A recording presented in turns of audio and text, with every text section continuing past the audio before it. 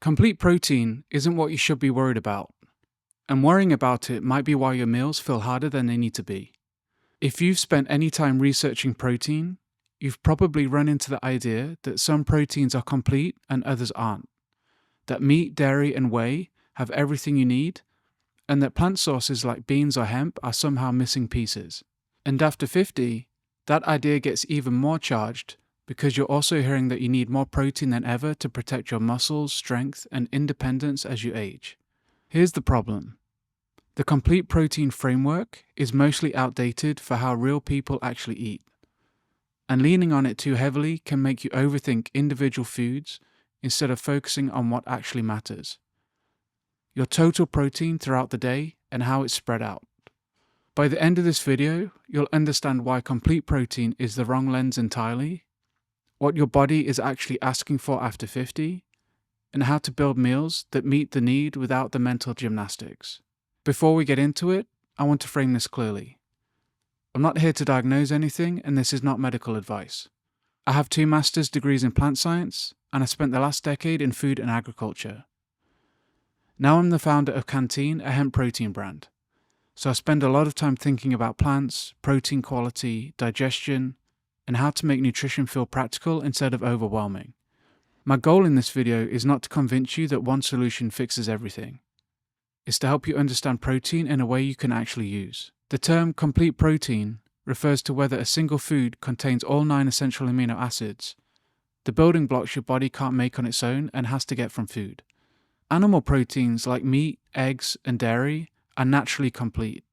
Most plant proteins are lower in 1 or 2 specific amino acids, which is technically true and is where this idea gets its start. But here's where most people get confused. That fact gets stretched into a much bigger and much less accurate idea, that if you're eating plant proteins, you need to carefully combine specific foods at specific meals or you'll come up short. That advice made more sense decades ago, before we understood how the body actually handles amino acids over the course of the day. Your body maintains a shared pool of amino acids that it draws from throughout the day, not just from your last meal. So if you eat lentils at lunch and rice at dinner, your body isn't sitting there missing pieces in between. As long as your overall diet across the day includes a reasonable variety of protein sources, you're very likely covering your amino acid needs. Here's the part that matters more than complete or incomplete. As we get older, our muscles become somewhat less efficient at using the protein we eat. Researchers call this anabolic resistance. It doesn't mean protein stops working. It means your body needs a slightly higher amount of protein in a single sitting to trigger the same muscle building response that a smaller amount used to trigger in your 30s or 40s. In practical terms, this is why much general nutrition advice undersells what women over 50 actually needs. The old idea of just eat a little bit of protein at every meal isn't wrong, but it's incomplete. The emphasis needs to shift from just eating some protein to eating enough protein in each sitting so it actually counts. This connects directly to things you probably already care about: maintaining strength to carry groceries or to get up off the floor, recovering from a hike or a workout without feeling wiped for days, and simply staying capable and independent.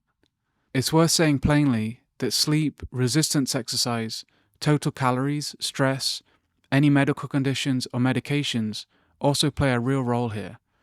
Protein is one input, and not the whole picture. So if complete isn't the right question, what is? It's roughly this. Are you getting enough protein per meal, spread across the day, to actually matter to your muscles? A commonly cited practical range is somewhere around 25 to 35 grams of protein per meal for women over 50. Not a strict rule, but as a realistic target that accounts for the increased threshold we just talked about. 3 meals within that range puts you at a daily total that supports muscle maintenance for most people, though individual needs vary based on activity level, body size, and health status. Think of it less like a strict recipe and more like a bar that you need to clear at every meal. A bowl of oatmeal and a splash of milk doesn't clear it. Add a scoop of protein powder, some Greek yogurt, or a couple of eggs on the side, and now it does. It's not about the food being complete. It's about the amount being enough. Here's what that looks like in a real meal. Breakfast is 2 eggs, a slice of whole grain toast, and a side of yogurt, which is about 25 to 28 grams of protein. Lunch is a big salad with a scoop of protein powder blended into a dressing or a shake on the side, which is about 25 to 30 grams. Dinner could be a modest portion of fish, tofu, or beans with vegetables and grains, which is about another 25 to 30 grams. Here's something I don't think gets said enough. A lot of women try to increase their protein intake, run into bloating, heaviness, or digestive discomfort from whey or certain pea protein blends, and then quietly give up. Not because protein doesn't matter to them, but because the specific source doesn't agree with them. This is a real uncommon experience, though individual tolerances vary. Some people do fine with whey or pea protein, and if you have ongoing digestive symptoms, it's worth talking to a doctor rather than guessing. This is genuinely where I think about hemp protein differently, and I want to be honest about both sides. Whey is well researched, has a strong amino acid profile, and works well for many people. Its main drawback is that it doesn't sit well with everyone, especially with dairy sensitivity. Pea protein is a solid plant option and widely available, but some pea isolates are processed in a way that can cause bloating for certain people, and it can have a taste and texture some don't love. Hemp protein isn't complete in the strict single food sense either. Like most plant proteins, it's lower in one amino acid. But because you're combining it with the rest of your day's food anyway, that matters far less than it tends to be gentle on digestion for a lot of people, coming from a single, minimally processed plant ingredient. It's not automatically the right choice for everyone. If you tolerate whey and enjoy it, there's no reason to switch.